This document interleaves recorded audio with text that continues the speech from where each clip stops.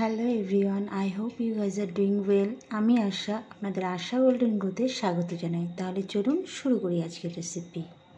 আজকের রেসিপি সর্ষে দিয়ে চিংড়ি মাছ। সবার প্রথম কড়াইয়ে দিয়ে দিলাম সাদা তেল, তারপর দিয়ে দিলাম সরিষার তেল। আপনারা যে কোনো একটা রকম তেল দিয়েই রান্নাটা করতে পারেন।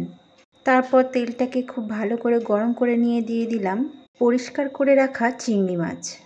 সাথে দিয়ে দিলাম সামান্য পরিমাণ লবণ ও হলুদ। তারপর মাছগুলোকে তেলের উপর ভাজা করে নেব খুব সুন্দর করে। বেশ 2 থেকে 3 মিনিট ধরে এটাকে ভাজা করে নেব। বন্ধুরা, রেসিপিটা পুরো দেখার জন্য অনুরোধ রইল আপনাদের কাছে।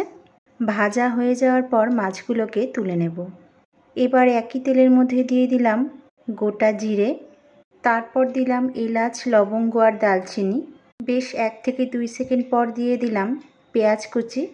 পেঁয়াজটাকে হালকা ভাজা করে নেওয়ার পর দিয়ে দিলাম মিক্স করে রাখা মশলা।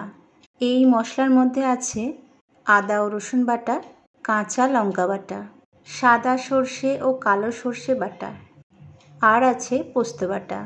এই সবগুলোকে একটু ভাজা করে নেওয়ার পর দিয়ে দিলাম সামান্য পরিমাণ জল। এই জলটা দেওয়ার পর খুব ভালো করে কষিয়ে নেব। বেশ 3 থেকে 4 মিনিট ধরে এটাকে কষিয়ে নিলাম। এই সময় এর থেকে খুব সুন্দর একটা সুগন্ধ বার হচ্ছে।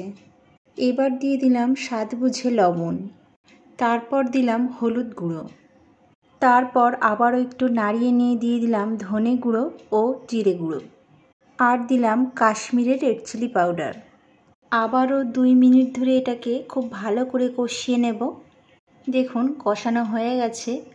এবার দিলাম আগে থেকে ভেজে রাখা চিংড়ি মাছ।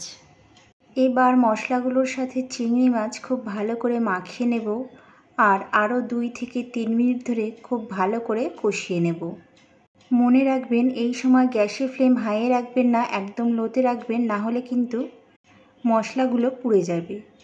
এইবার পরিমাণ মতো জল দিয়ে এটাকে একটু নাড়িয়ে দেব, আর এইবার গ্যাসের ফ্লেমটা মিডিয়াম করে দেব। এবার এরই সাথে দিয়ে দিলাম সামান্য পরিমাণ চিনি আর সামান্য পরিমাণ গরম মশলা।